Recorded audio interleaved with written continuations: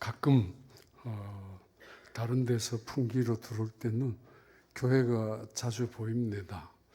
또는 풍기에 와서 지나갈 때 성례교회 옆을 지나다닐 때가 꽤 있습니다. 그런 귀한 교회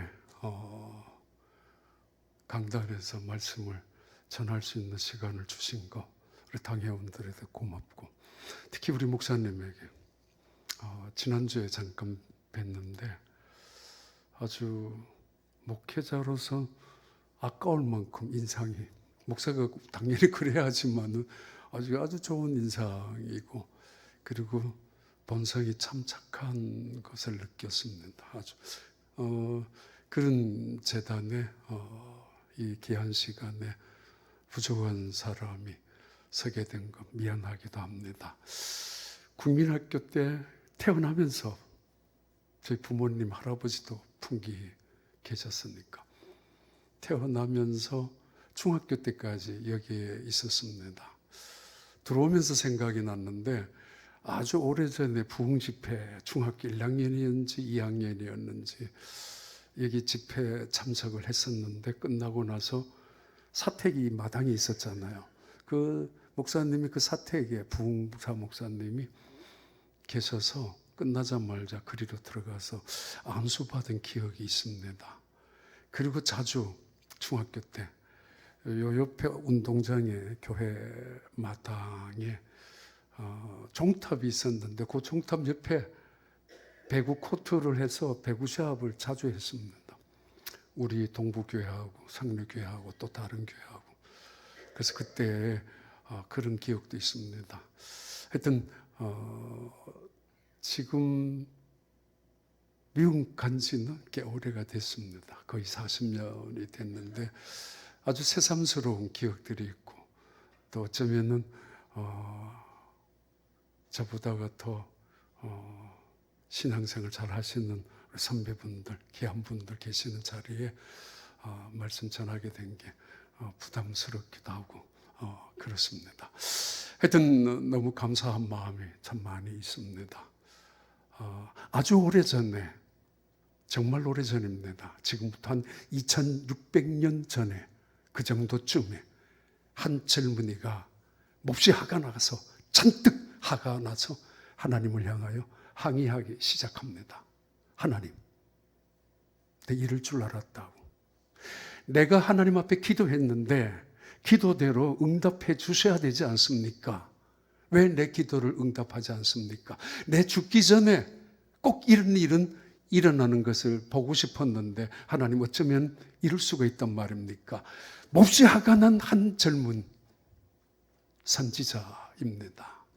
하나님을 향하여 질문하고 항의를 하는데 정말 화가 나 있습니다. 내 눈에 흙이 들어가기 전에 저 사람 망하는 꼴을 보고 싶다라는 선지자의 기도였습니다. 하나님, 내가 내 성공을 위하여 기도했습니까? 내 자식을 잘 되기 위해서 기도했습니까? 아니면 내 건강을 달라고 기도했습니까? 아니면 내가 비즈니스를 위하여 기도한 적이 있습니까? 하나님, 악한 사람들이 제발 망하는 거 내가 죽기 전에 보고 싶다고 하지 않았습니까? 내 이 기도는 응답해 주셔야 하지 않았습니까? 그렇게 화가 나 있는 선지자, 그분의 이름은 하박국입니다. 여러분, 혹시 지금까지 기도하는데 기도의 응답이 지체가 되고 지연이 되면서 하나님에 대해서 원망해 보신 적이 있습니까? 혹은 여러분의 기도가 전혀 응답되지 않아서 하나님의 능력조차 의심해 본 적이 있습니까? 심지어 더 이상 하나님을 믿을 필요도 없다라고, 기도해야 될 이유조차 없다라고 생각해 보신 적이 있습니까? 아무튼 이 하박국이라는 선지자는 지금 화가 나서 견딜 수가 없습니다. 그냥 처음부터 지나가는 결론만 말씀드리자면, 하나님은 우리의 기도의 응답에 상관없이 살아계신 분이며, 내 기분에 관계없이 하나님은 존재하시는 분이며, 하나님은 언제나 내 생각대로 이루어지지 않는다 할지라도 여전히 온 세상을 통치하고 주관하시는 전능하신 하나님, 사랑의 하나님, 그 하나님이 우리가 믿고 우리가 섬기는 하나님이십니다. 하나님을 시험의 대상으로 삼지 말라는 것이고, 믿음의 대상이라는 것이고, 하나님을 흥정의 대상으로 삼지 말라는 이야기고, 언제나 신뢰의 대상이며, 하나님을 마치 우리의 채무자인 양, 우리가 빚진 자잖아요, 사실은. 그런데 문제만 생기면 하나님을 향하여 원망하듯, 그래서 마치 하나님은 우리에게 빚을 지고 계시는 분 것처럼 생각할 때가 많지 않습니까? 하나님은 그렇지 않습니다. 믿음의 대상이고 신뢰의 대상이고, 빚진 자는 우리가 빚진 자일 뿐입니다. 아무튼 이 하박국이란 선지자는 화가 나서 견딜 수가 없습니다. 더더욱 화가 난 거는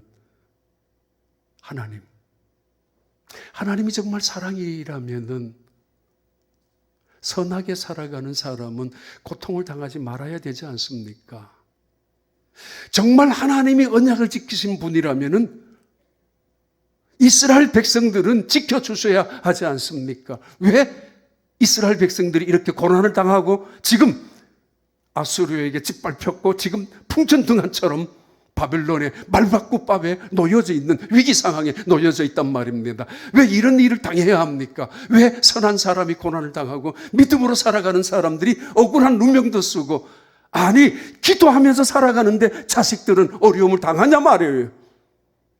하박국은 그렇게 화가 나 있습니다. 그리고 그는 하나님을 향하여 못마땅하게 대어들듯이 말합니다. 하나님, 내 이럴 줄 알았다고. 내 괜히 헛수고했다고. 하나님이 공의의 하나님이 맞다면은 악한 사람은 벌을 해야 하고 선한 사람은 상을 주어야 되지 않습니까? 하나님이 전능하신 분이 맞다면은 우리가 기도했을 때 기도의 응답을 이루어져야 하지 않습니까? 그분이 약속하신 대로 신실하신 분이라면은. 그리고 하나님이 사랑이 맞다면 왜 의롭게 살아가는, 착하게 살아가는 선한 사람들이 이 땅에서 고난을 당하냐 말이에요. 실패를 하느냐 말이에요. 질병을 당하느냐 말이에요. 왜 어려움을 당하느냐 말이에요. 그래서 견딜 수 없는 하박국이 하나님을 향하여 화가 나서 싸우고 있습니다. 혹시 그런 경험이 있습니까? 하나님이 세상을 통치하시는 것, 신정론이라고 하는데, 미학적인 신정론이 있고 그리고 교육적인 신정론이 있습니다.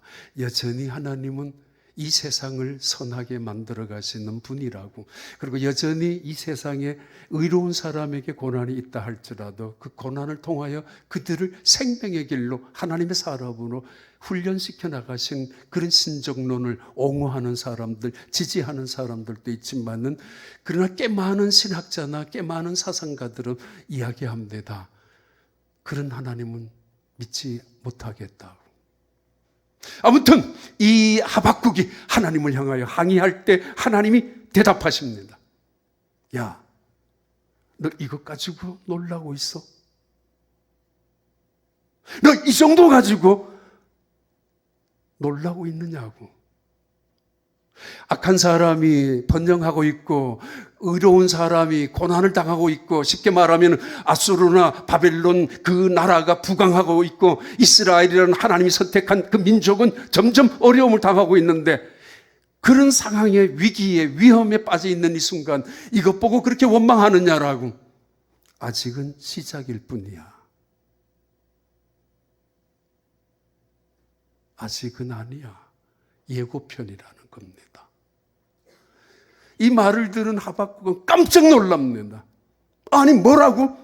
지금도 억울하고 지금도 고통스럽고 지금도 화가 나서 견딜 수 없는데, 하나님이 사랑이라면, 하나님이 전능자라면, 하나님 공평하신 분이라면 이 세상을 똑바로 다스리라고 왜 내버려 두느냐고. 저 악한 사람들을 왜 보고만 계시느냐고. 저 의로운 사람들이 고난당하는 아픔과 슬픔을 말입니다. 그런데 하나님 대답하세요. 아니야. 아직은 시작일 뿐이야. 팬데믹 2020년부터 시작되어진 코로나 바이러스, 우리는 매우 특별한 시대에 살아갑니다. 한두 달 지나면은 지나갈 줄 알았죠. 그래서 예배에 대한 그리움도, 하나님에 대한 죄송스러움도, 목마름도 있었죠. 2-3달 지나면서 교회에 대한 갈급한 심정도 있었죠. 그러나 6개월, 1년, 2년이 지나면서 무뎌지기 시작했었고 멀어지기 시작했었고 마치 당연하다는 듯이 예배자의 자리에 거리를 두고 말았지 않습니까? 우리는 매우 특별한 시대에 살아갑니다. 마치 요한계시록에서 예언했던 하나님의 모든 사건들이 오늘 우리 시대에 이루어지고 있는 것 같이 느껴지는 매우 특별한 시대에 살아갑니다. 전쟁이 터지는가 하면은 화산이 터지고 쓰나미가 있고 허리케인이 있고 지진이 있고 태풍이 있고, 언제 이런 일들이, 코로나 바이러스가 온 지구촌 구석구석에 어린아이에서부터 연세 드신 분까지, 부자나 가난한 사람이나 배운 사람이나 못 배운 사람에게 동일하게 온 세상에 코로나 바이러스가 나타났습니다. 마치 하나님께서 우리를 시험하듯이, 하나님께서 의도적으로 고의적으로 우리에게 보낸 것은 아니라 할지라도 하나님 이런 시간, 이런 사건을 통하여 우리를 마치 시험하시는 것처럼 보일 수도 있습니다. 너 믿음 한번 내가 볼까? 하나님은 선하심으로 일하시는 분입니다. 끊임없이 끝까지 일하시는 분입니다. 이런 사건, 저는 재난을 통해서도 하나님은 옥석을 가리듯이 진짜와 가짜를 구별하고 거짓과 참을 구별해내고 마침내 양과 염소를 구별하기도 하고 알곡과 쭉정이를 구별하는 마치 그런 시대에 살아가고 있지 않습니까? 그런데 하나님 말씀합니다. 이건 예고편이라고. 요한계시록에서 말씀하셨던 수많은 재난과 재앙의 사건들이 앞으로 틀림없이 일어날 것이라는 예언적인 사인이라고 보여주고 있는 것 같지 않습니까? 겸손하라고, 돌아오라고, 감사하라고, 아니 믿음으로 제대로 살아보라고.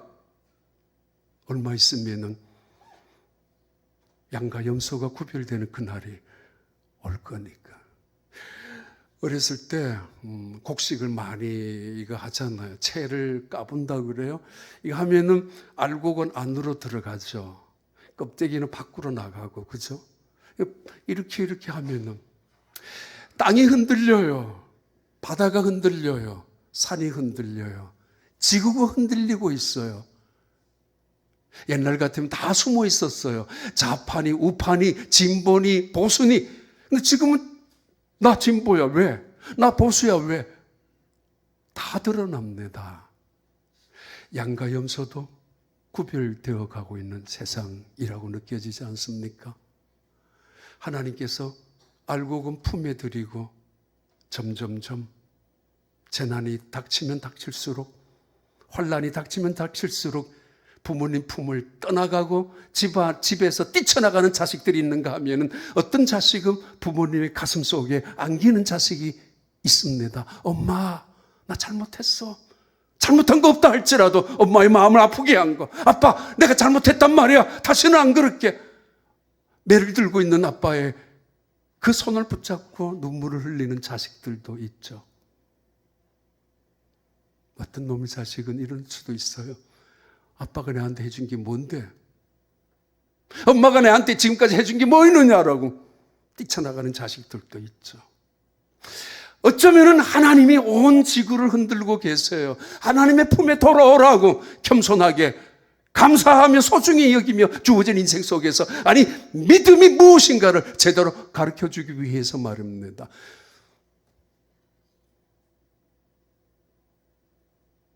하나님께 항의합니다. 더욱더 화가 나 있는 하박국이, 하나님 어쩜 이럴 수 있단 말입니까? 하나님 이렇게 대답합니다.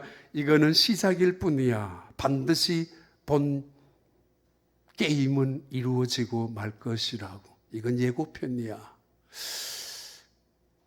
너희가 겁을 내고 있는 바빌론 나라는 다시 그들의 군마는 날쌘 표범보다 더 날쌔게 될 너희들을 닥칠 것이며, 그들의 부대는 며칠을 굶은 사나운 늑대, 이리떼처럼 너희들에게 달려들 것이며, 그들의 마병과 병거는 마치 하늘에서 먹잇감을 노리고 있듯이 독수리처럼 너희들을 날쌔게 찾아와서 낚아채고 말 것이라고. 지금 고통을 당한다고, 지금 어려움을 당한다고 원망하고 불평하는 거 아직은 아니야. 앞으로 더 심한 무서운 고통이 있을 거야. 그래서 바벨론 나라가 쳐들어왔고, 그래 쳐들어온 바벨론 나라는 이스라엘 백성들을 무자비할 정도로 포로로, 인질로, 노예로 끌고 가지 않았습니까? 하박국이라는 선지자는 깜짝 놀랍니다. 하나님, 내가 잘못 들었죠? 이게 예고편이라니 말도 되지 않습니다. 아니, 이보다 더 험한 일들이, 이보다 더 무시무시한 일들이, 이보다 더 잔인한 일들이 닥친단 말입니까? 그럼 그게 하박국 1장의 내용인데, 이 하박국은 다시 견딜 수가 없어서 잘못 들은 줄 알고 하나님을 향하여 쫓아갑니다. 하나님, 이럴 수 없습니다. 하나님은 공의로우신 분이기 때문에 악을 참아 보지 못할 것이며, 하나님은 사랑이기 때문에 선한 사람들이 흘리는 눈물을 묵인할 수도 없을 것이며, 하나님은 언약을 지키는 신실하신 분 아닙니까? 이스라엘 백성들을 저대로 방치해 둔단 말입니까? 어떻게? 그러면 우리가 왜 하나님을 믿었고, 아니 하나님은 우리를 왜 하나님의 백성으로 선택해 주었습니까? 이방 우상을 섬기는 저 바벨론 나라가 우리나라를 이 정도로 짓밟아 버린다면은, 그래도 하나님이 내버려 둔다면은 우리가 왜 하나님을 믿어야 될 이유가 어디 있단 말입니까? 그게 하박국의 질문이었고 항의였습니다. 그리고는 이 하박국 선지자가 망루에 높이 올라갔습니다. 말해보세요. 도대체 당신은 어떻게 이 나라를 통치하고 있단 말입니까? 말해보세요. 대답해보세요. 그러면서 망루에 기다리고 있는 하박국, 그게 2장으로 넘어가요. 짚고 넘어가면은 이 세상에서 가장 간단한 진리가 있잖아요. 심은 대로 거둔다는 거. 이보다 더 간단한 진리 어디 있습니까? 아니, 이 진리 보편적이지만은 우리에게 위로가 되고 소망도 되고 비전도 되는 말씀 아닙니까? 심은 대로 거둔다고. 그래서 이른 아침부터 때로는 눈물을 흘리면서도 심지만은, 그러나 웃으면서 기쁨으로 단을 거두는 꿈을 가지고 위로도 받고 인내도 하고 소망도 갖지 않습니까? 아니, 이 말씀만큼 무서운 말이 어디 있어요? 인생은 심은 대로 거둔다는 거. 오늘 나의 모습이 어제 뿌려놓은 열매를 보는 것이고, 오늘 나의 모든 육체의 모습도 지난날 살아온 나의 흔적이 고스란히 묻어 있다라는 것. 그러기에 이것은 하나님의 심판일 수도 있고 내가 어제 살아온 씨앗의 결과일 수도 있기 때문입니다. 하박국 그는 모르는 게 하나 있습니다. 이스라엘 백성들이 하나님으로부터 심판을 받을 수밖에 없는, 징계를 받을 수밖에 없었던 이유는 그들이 뿌려놓은 씨앗이라는 거. 아무튼 지나갑니다. 망루에서 기다리고 있는데 하나님이 대답하십니다. 여호와는 거짓되지 아니하며 여호와는 진실하신 분이기에 그 묵시는 정한 때가 반드시 있고 하나님이 정한 때에 그 묵시는 이루어질 것이라고. 왜 하나님 지금 의로운 사람이 고난을 당해야 하고, 왜 하나님 저 악한 자들이 저렇게 번영하는 걸 보고만 계십니까? 라고 했었던 그에게 하나님의 대답입니다. 기다리라고. 그러나 지금은 아니야. 기다려. 어떤 사람에게 25년을, 어떤 사람은 13년을, 어떤 사람은 120년을, 어떤 사람은 700년을 기다리기도 할 것이고 평생을 기다리기도 하지만은 하나님은 분명히 말씀합니다. 여호와의 말씀은 신실하신 약속이기에 하나님의 때에 반드시 이룰 것이라고 말합니다. 우린 그 하나님을 믿고 그 하나님의 약속을 믿고 신뢰하며 살아가는 믿음의 사람들입니다. 그리고 하나님 말씀합니다. 오직 의인은 믿음으로 말미암아 살리라. 하나님이 씩씩거리고 있는 하박국을 향하여 분노 속에서 어쩔 줄 몰라 자기 기도가 응답되지 않았다라고, 왜 선한 사람에게 고통을 주시는 하나님이 이해가 되지 않았지만은 왜 악한 자들이 저렇게 번영하고 잘 사는 것이, 하나님도 믿지 않는 사람들, 기도도 하지 않는 사람들이 저렇게 좋은 일만 생기는 게 못마땅히 했던 이 하박국에게 하나님께서 던져주시는 대답입니다. 분명히 기다리라고. 그러나 이런 시대 속에서 정말 의인은 믿음으로 말미암아 사는 것이야. 세상이 흔들리면 흔들릴수록, 나의 실패와 고난이 있으면 있을수록 오히려 의인은 믿음으로 기울여져서 고백합니다. 맞아, 의인은 믿음으로 사는 것이야. 믿음, 뭐 그게 별거냐라고 말하지 마세요. 믿음, 당신 집사 아니냐고, 권사 아니냐고, 장로 아니냐라고, 뭐 장로가 별거야 라고 말하지 마세요. 믿음으로 산다는 것만큼 얼마나 큰 축복이라는 거 아십니까? 내가 믿음 속에서 하나님의 약속을 붙잡고 살아간다는 것만큼 이 세상에서 더 놀라운 특권이 어디에 있습니까? 오직 의인은 믿음으로 말미암아 살리라. 우리 자식들이, 우리 부모님 그 믿음 보고 자랐잖아요.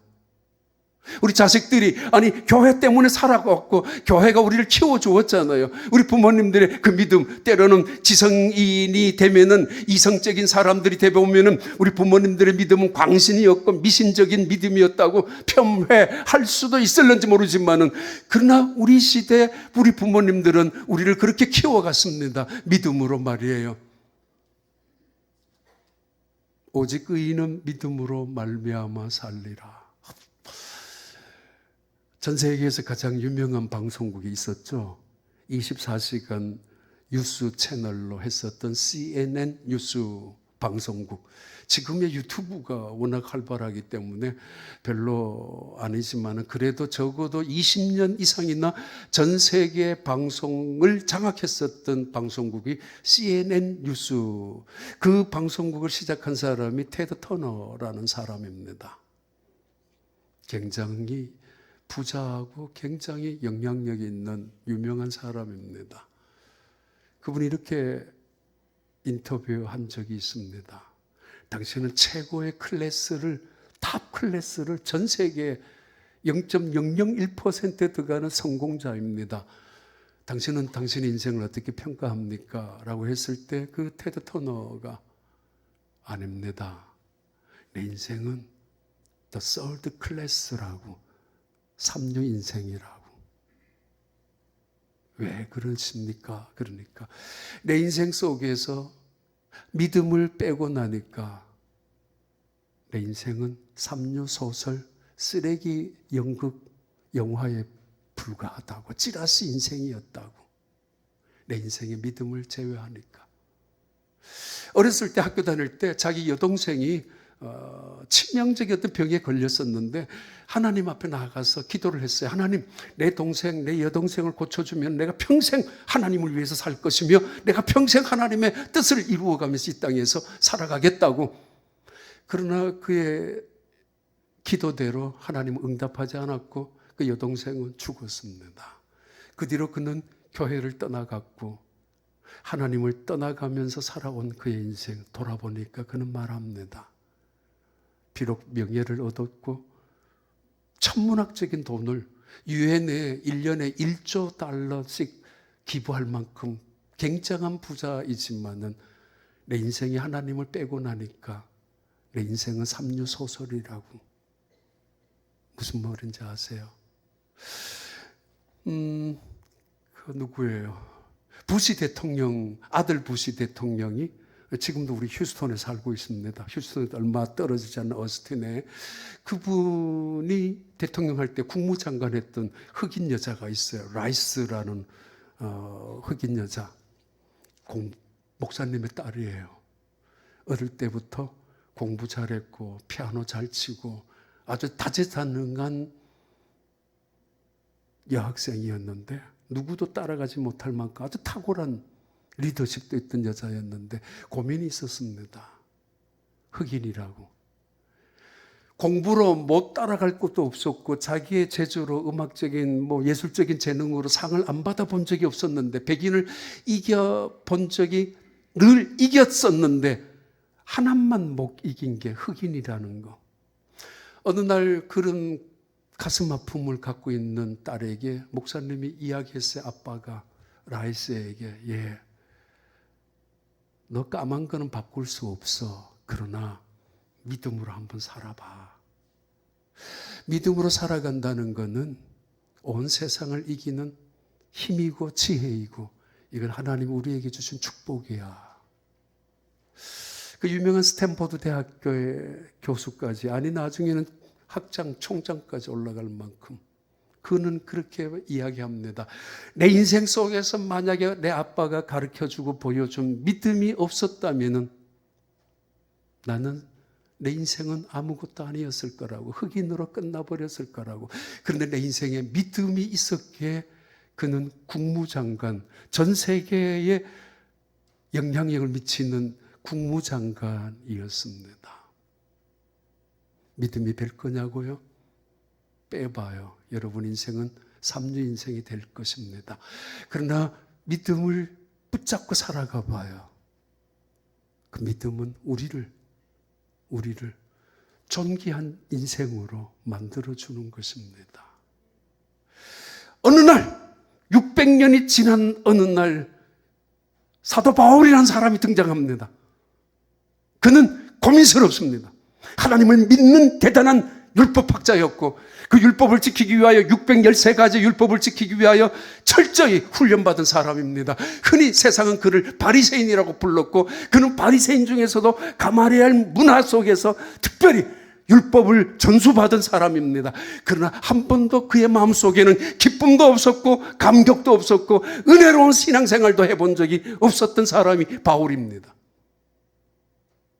어느 날 하나님을 믿는 자기 입장에서 예수님을 믿는다고 하는 사람들이 모여서 예배를 드린다는 소식을 듣고 그들을 잡으러 쫓아갑니다.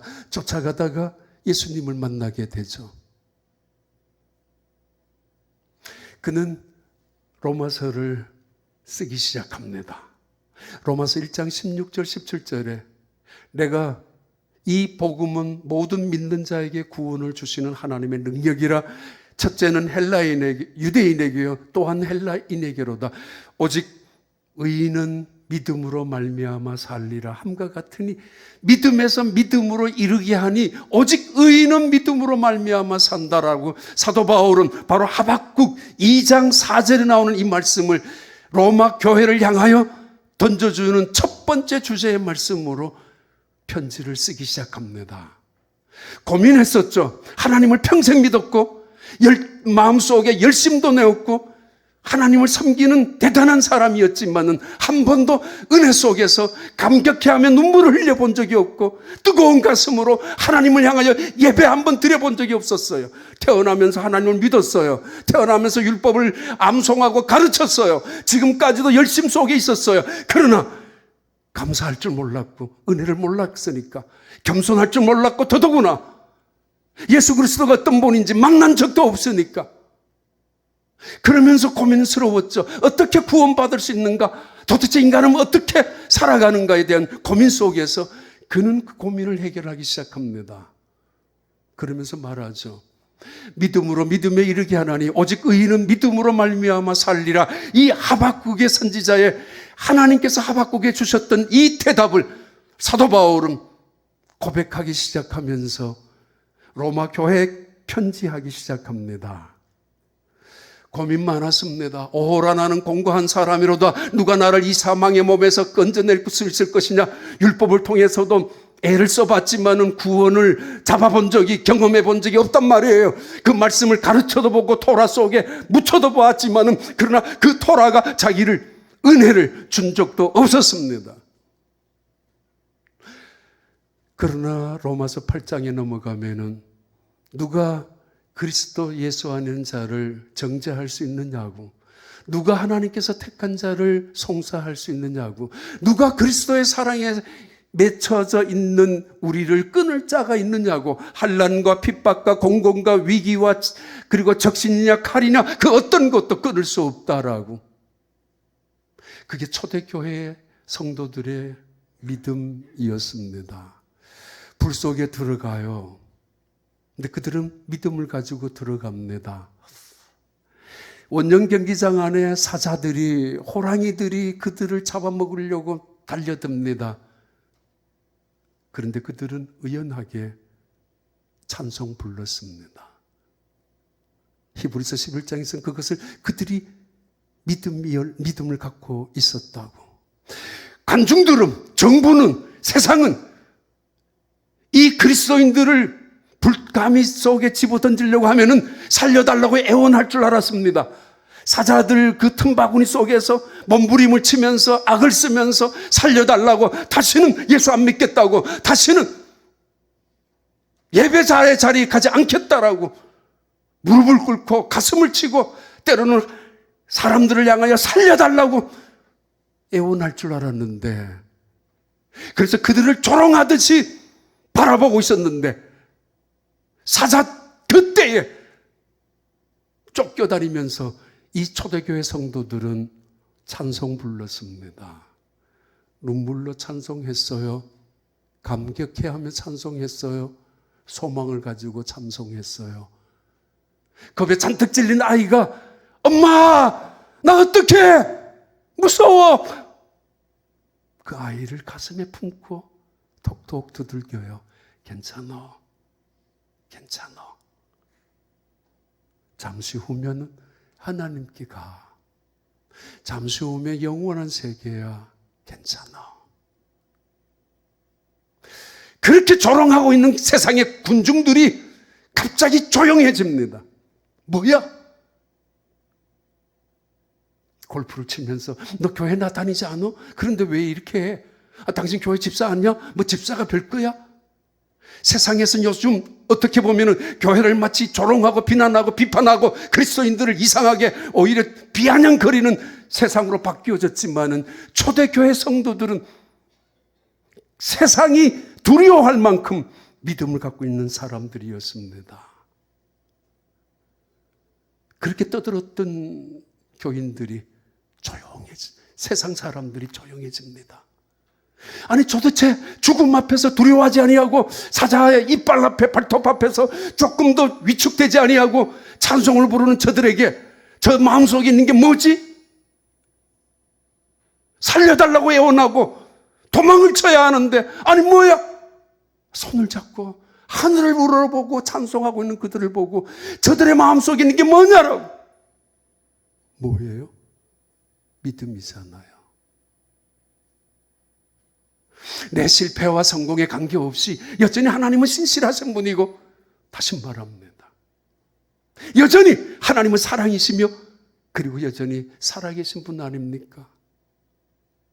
이 믿음으로 살아간다는 것 얼마나 놀라운 축복과 특권 아닙니까? 믿음이 별게냐고요? 귀찮다고요? 팬데믹 때문에 더더구나 어떤 사람들은 가지 말라고, 자식들이 부모님에게, 어떤 부모님은 자식들에게 교회 가면 안 돼. 마치 이성인 것처럼, 이성적인 것처럼, 합리적인 것처럼 이야기하고 있는 세상 속에 살아가고 있지만은 그 옛날 초대교회 성도들은 그렇게 믿음을 지켰습니다. 오직 의인은 믿음으로 말미암아 살리라. 빨리 결론을 드릴게요. 죄송합니다.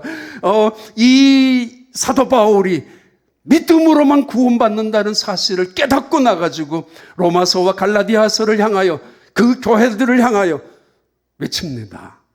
믿음이란 하나님이 주신 은혜요 축복이라고, 구원이란 놀라운 하나님의 선물이라고 말합니다. 열심으로 노력으로 구원받는 거 아니잖아요. 그건 업적이라고 불러요. 우리의 갖고 있는 재주나 재능이나 잘남으로 그것 가지고 구원받는 거 아니잖아요. 그건 성취일 뿐입니다. 재주 부리고 살아가는 거, 재간 부리는 거죠. 믿음으로 산다는 건 하나님의 지혜예요. 믿음으로 산다는 건 내 힘이 아니라 하나님이 주신 힘을 갖고 살아가는 거 아닙니까? 때로는 구원받는 거, 내 조그마한 의로움, 그것이 구원받는 동기, 구원받는 힘이 되었지 않았을까라고 생각하지 마십시오.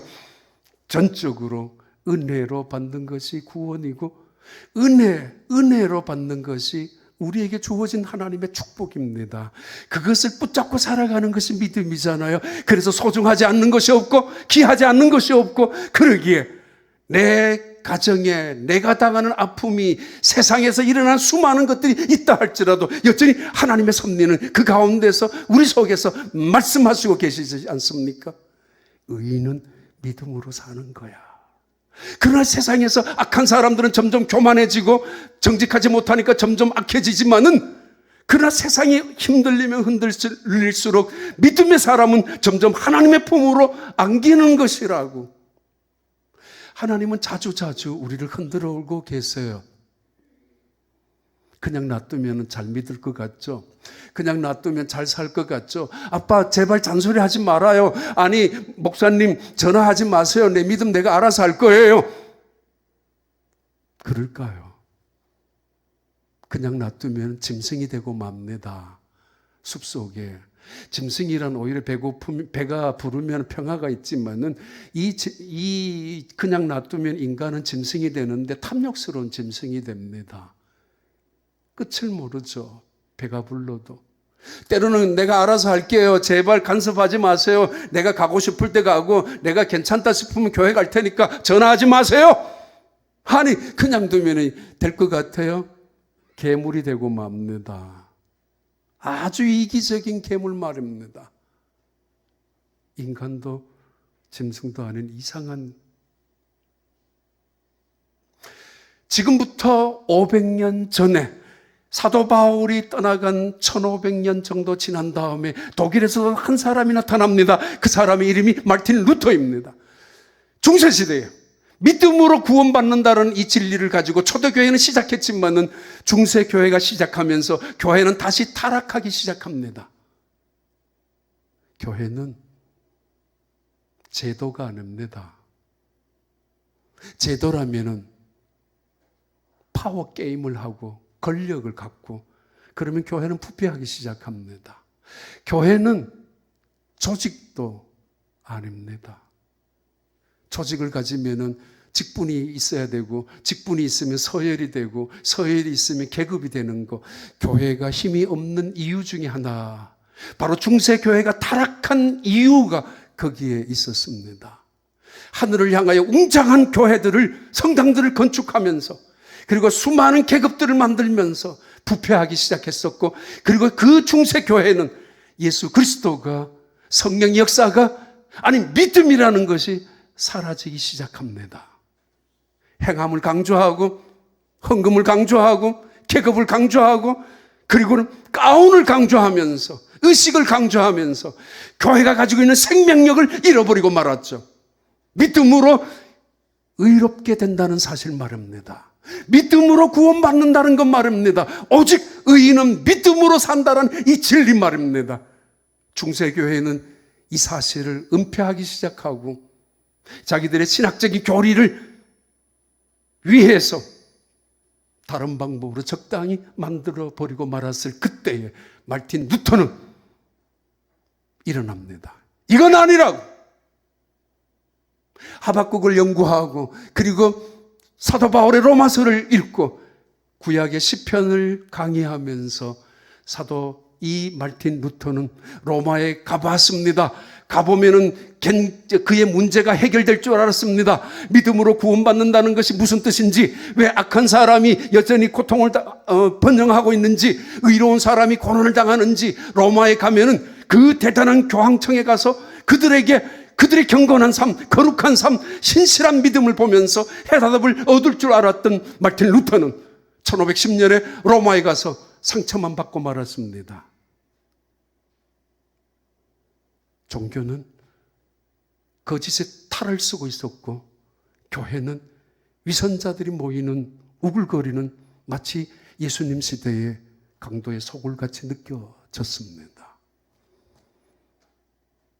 1510년 로마에 가서 그 가슴 속에 품고 있던 해답을 얻을 줄 알았었지만은 그런 해답을 얻지 못하고 다시 독일로 되돌아가려고 하는 그 전날, 그는 로마에 있는 라테란 성당에 그 스칼라 계단을 무릎으로 기어 올라가기 시작합니다. 하나님, 저에게 대답해 주세요. 내가 보기에는 이거는 중세시대에, 이거는 교회가 아닙니다. 이것이 하나님이 원하시는 교회가 아닙니다. 도대체 저에게 해답을 달라고. 그는 그 해답을 얻기 위하여 일주일에 5번 이상이나 구제를 했었고, 그 신부들이 수업하는 그 수업 시간을 배나 더하면서 철저하게 애를 썼지만은 가슴 속에 한 번도 기쁨이나 은혜를 느끼지 못했고, 하나님을 향하여 두 손을 들고 항복하며 눈물을 흘리고 예배 한 번 드려본 적이 없었거든요. 내가 만약에 이대로 죽는다면 나는 만약 하나님의 나라에 갈 것인가, 그 사실도 두려웠습니다. 내가 만약에 이대로 죽는다면 나는 과연 천국인가 지옥인가, 그 사실도 자신이 없었습니다. 그래서 라테란 성당에 스칼라 계단을 올라가다가 갑자기 성령께서 그에게 임재합니다. 그러면서 그는 독일로 돌아와서 시편을 연구하고, 그리고 로마서를 다시 한번 읽어 지나가다가 로마 교황청을 향하여 105개 조 루터의 그 항의서를 시작해서 바로 우리가 믿는 개신교가 탄생된 것입니다. 카톨릭이 아니라 프로테스탄트 처치라는 것이 시작된 것이, 오직 의인은 믿음으로 말미암아 산다라는 오직 믿음 이 하나 가지고 루터는 개신교를, 처음부터 개신교를 만들려고 한 것은 아니지만 결국은 구교의 어쩌면은 부패된 모습을 바라보면서 우리는 이렇게 믿어서는 안 된다라고 시작한 것이 오늘의 교회의 시작 출발점 아닙니까? 500년 전쯤 말입니다. 1517년에 오직 의인은 믿음으로 말미암아 삽니다. 그런데 그러고 500년이 지난 지금 이 고백, 이 진리가 퇴색되어 가고 있죠. 뭐 믿음 별거 아니야, 믿어봐도 뭐 아닙니다. 죄송합니다만 저희 교회 휴스턴이니까 암 환자들이 꽤 많이 와요. 한국에서 유명한 암 현대 자동차 회장 그 부인도 휴스턴에 와서 나중에 임종하셨는데 기도하러 그 따님이 부탁해서 갔었습니다. 그 따님이 그랬어요. 우리 어머니 평생 원래 교회 다녔는데 예배 한 번, 주일날이면 교회 한 번 못 다녔다고. 왜 그랬는지. 현대 자동차 그 회장 부인입니다. 불과 한 5년, 7년 전쯤, 그리고 그 한 10년 전쯤 캐시로서는 한국에서 최고의 돈을 갖고 있었던 분도 계세요. 그 빠찡구 같은 그런 사업을 했던 분. 안면에 그 암 때문에 온 가족들하고 비서들하고 같이 와서 6개월 있었는데 결국은 치료하다가 마지막에 돌아가셨는데, 돌아가시기 직전에 또 임종 예배를 드렸어요. 그 아들도 같이 왔는데 그 임종 직전에 그랬어요. 내가 뭘 그렇게 바빴는지, 믿음으로 살지 못했던 거, 하나님 앞에 약속했던 게 많았는데 그 약속도 제대로 지키지 못하고 이렇게 죽어가는 거 후회스럽다고. 캐시로서는 돈 최고 많이 갖고 있었던 사람입니다. 전모라는 분인데 죽음 직전에서 후회하는 거, 내가 믿음으로 살지 못했다는 거. 그래요. 마르틴 루터 우리를 향하여 던져주시는 말씀입니다. 믿음으로 산다라는 것은 뭐를 말해요? 하박국 3장에 넘어가면 이렇게 말합니다. 무화과 나무가 무성하지 못하고 포도나무에 열매가 없고 감람나무에 소출이 없다 할지라도 외양간에 소가 없고 가진 것에 밭에 아무것도 없다 할지라도 나는 여호와로 인하여 기뻐한다고. 그리고 나는 그 믿음을 통해서 사슴처럼 뛸 것이며 나는 그 믿음으로 인하여 끊임없이 하나님을 찬양하며 감사하며 살 것이라고 노래하는 것이 하박국 3장에 넘어가면 놀라운 찬양으로 결론을 맺고 있습니다. 우리 교회 장로님 얼마 전에 한 분 돌아가셨는데요. 시카고에 계시다가 플로리다도 시카고에서 오랫동안 의사 하시다가 나중에 플로리다도 RV라는 그 휴가차 차 같은 거 있잖아요. 그 몰고 다니면서 여기저기 휴가 평생 의사하다가 이제 돈 마지막 벌어놓고 이제 플로리다 와서 골프나 치고 다니는데 좀 어느 날 몸이 안 좋아서 가니까 췌장암 말기였어요. 의사가. 깜짝 놀랐어. 제가 시카고를 갔을 때 만난 적이 있는 그 장로님인데 그래서 플로리다에서 그걸 발견하고 휴스턴으로 가까우니까 휴스턴으로 그리고 암센터 병원이 휴스턴에 있으니까 오셨는데 한 조금 병원에 다니시다가 포기하셨어요. 그러면서 저한테 이렇게 이야기했습니다. 목사님, 저 이제 이 나이에 은퇴했는데 암 치료한다고 살아봐야 얼마나 더 살겠어요? 나 치료 안 받을 겁니다. 그러면은요, 나 LA 가서 버스 안에 택시 기사하고 싶다고. 우버, 택시 같은 거를. 왜 그래요? 하니까 내가 의사하면서 평생 예수 믿으라고 말해 본 적이 없고 내 때문에 예수를 믿게 한 사람도 믿어진 사람도 없는데 내가 이제 하나님 앞에 서면 얼마나 부끄럽지 않겠느냐고. 그 많은 시간을 주었고 그 많은 사람들을 내 앞에 보내주기도 하고 그 많은 사람들을 만난 적이 있는데 도대체 내가 뭐가 부끄러웠는지 내가 뭐가 자존심이 있었는지 그분들을 향하여 예수 믿으세요, 기도하세요, 교회 오세요 라고 내 입에서 말 한 번 한 적이 없는데 내 이제 죽기 전에 그러고 싶다고. 휴스턴에서 한 몇 달 계시다가 그 췌장암 말기에 불과 하다가 돌아가시는 거 아니에요. 길어야 6개월 3개월인데 그분은 오랫동안 계셨어요. 하나님이 그 시간을 주셨겠죠. RV 타고 다니면서 경치 좋은 곳 다 찾아다니고 돈 많이 있으니까 그거 연금 받아가면서 편안한 노후를 보낼 수 있고 얼마든지 이제 평생 고생했으니까 이제는 노후 안전하게 또 그냥 행복하게 살 수 있잖아요. 그리고 여기저기 흩어진 자식들 한 번씩 만나보면서 그런데 갑자기 암이라고요. 억울해 죽겠다. 이제 골프 밤에도 쳐야지. 밤에도 골프를 쳐야지. 그럴 수 있잖아요. 근데 그분은 2달 만에 치우고 아니야. 남은 인생 내가 하나님을 위해 살아야 돼. 내가 믿음으로 살아야 돼. 하나님은 말씀합니다. 오직 의인은 믿음으로 말미암아 살리라. 이 말씀을 산에도 적어놓고 노트에도 적어놓고 길거리에 광고판에도 적어놓고 하늘 공중에서도 적어놓고 말을 타고 가면서도 기차를 타고 가면서도 자동차를 타고 가면서도 비행기를 타고 가면서도 누구든지 알아듣기 쉽게 누구든지 한눈에 알아보도록 적어놓으라. 의인은 믿음으로 말미암아 산다라는 것 말이다. 이것만은 잊지 말라고 하나님께서 말씀하셨어요. 적으라고. 태블릿 PC에다가 붙여놓으라고. 화장실마다 차가 지나갈 때에도 산 위에도 한눈에 볼 수 있도록 오직 의인은 믿음으로 말미암아 살리라. 여러분 낙심하지 마세요. 포기하지 마세요. 믿음으로 산다는 것만큼 놀라운 은혜와 축복이 어디 있습니까?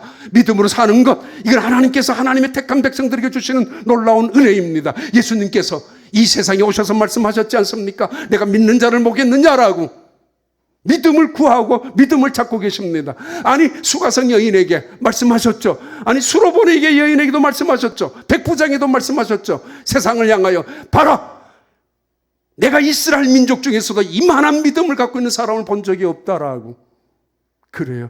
믿음이란 하나님의 약속을 믿는 것이고, 믿음이란 예수 그리스도를 통하여 구원받는다는 사실을 붙잡고 살아가는 것이고, 믿음이란 오늘 또 그 은혜 속에서 감사하며 살아가는 것이며, 우리에게 주어지는 어떤 환경 속에서도 이겨나가는 승리의 비결이 그 믿음입니다. 그 지혜, 그 능력, 그 은혜, 그 감사, 그 말씀의 권세가, 능력이 성령 안에서 주님 앞에 가는 그날까지 여러분을 이 세상에서 이기게 하는 축복이 될 줄로 믿습니다.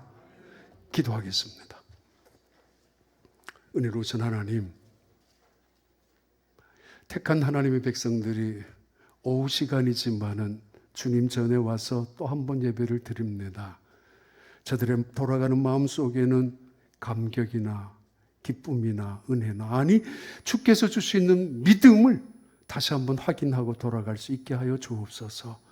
그 믿음, 세상이 감당할 수 없는 믿음이 되게 하시고, 그 믿음, 마귀와 사탄은 이길 수 있는 믿음이 되게 하시고, 그 믿음, 날마다 주님 품 안에 다가갈 수 있는 믿음들이 되게 하여 주시옵소서.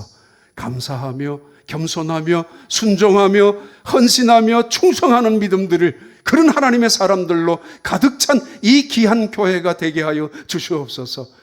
이제 목사님 새로운 사역을 시작하고 꿈꾸고 기도하고 있을 텐데, 그 모든 사역 위에 하나님의 놀라운 영광이 온 교회에, 이 풍기에, 영주에, 이 나라에 임할 수 있도록 축복하여 주시옵소서. 예수 그리스도 이름으로 기도하옵나이다. 아멘.